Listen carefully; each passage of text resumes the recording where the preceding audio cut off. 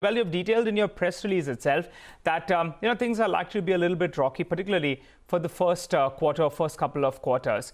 For the year, what sort of projections are you working with, given the fact that you're more skewed towards the offshore market? Good afternoon. Yes, you are right that the recent events have led to margin decrease in Q4, and that has also reflected in our qualitative commentary for the near-term outlook. And I think it's only fair that because large IT and BPO companies have suspended their guidance, we have never given guidance, so we should not have an obligation to give a numerical guidance. But you rightly captured that Q1 is likely to be the low point for us in terms of revenue and also margin. And depending upon the overall client industry situation post that, I think recovery is likely.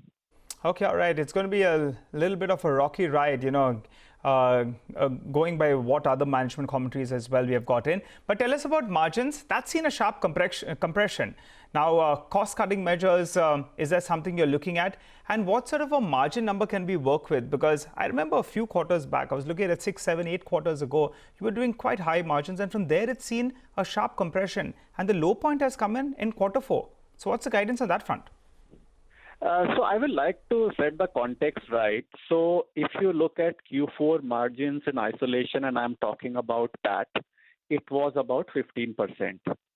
Now, if you exclude this quarter, which obviously had some exceptional situation in the late March, even if you exclude that and look 8 quarters prior to that, cumulative PAT of 8 quarters prior to that, that was also exactly 15%. So I don't think there is anything exceptional which has happened in last 2 years in relation to Q4. That's point number one.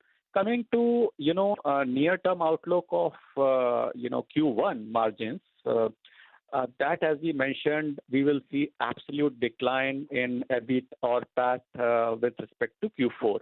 But again, keep in context that Q1, Q2 of FY20 were also relatively low in our recent history, right?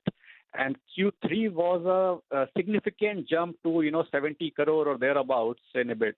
And hence the decline from that in Q4 should be seen in that context of aberration of Q3, right? From Q1 to Q2 and Q4, there is a still increase. So just keep that in context. Rohitash, if you could give us a brief number then in terms of margin guidance. I will refrain from giving any margin guidance at this point. We have already said qualitatively that Q1 will be, lower than Q4, noticeably lower than Q4. Okay, so Q1 will be noticeably lower than Q4. All right, that's very candid of you, and it's good that you're talking about the kind of challenges that you're facing, because I'm sure a lot of other companies are going through it as well. Mr. Gupta, I wanted a few more thoughts from your end. One on what the clients are saying right now. Is there a lower amount of spending that clients are talking about? Are you renegotiating any of the contracts lower? Is pricing under pressure? Any thoughts on that side?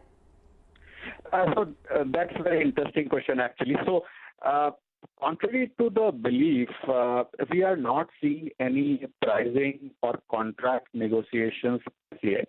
This is not to say that once things stabilize, we will not have a discussion from either side.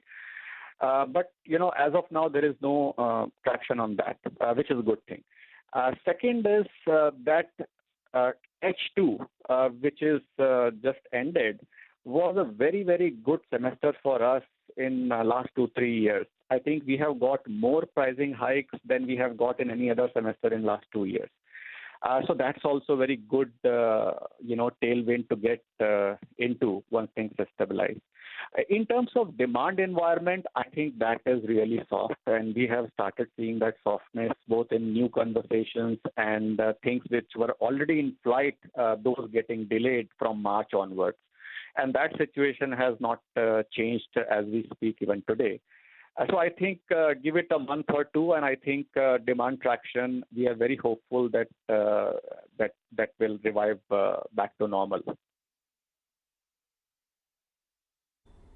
Okay, so when you say demand environment is very soft, can you break it up for us geography-wise? Where are you seeing the maximum amount of pressure? Is it in North America? Is it from European clients? Is it in the rest of the world? And also, you had said earlier that supply constraints is what hit your Q1 performance. Have those constraints been eased out, or is there more pressure on the supply side as well?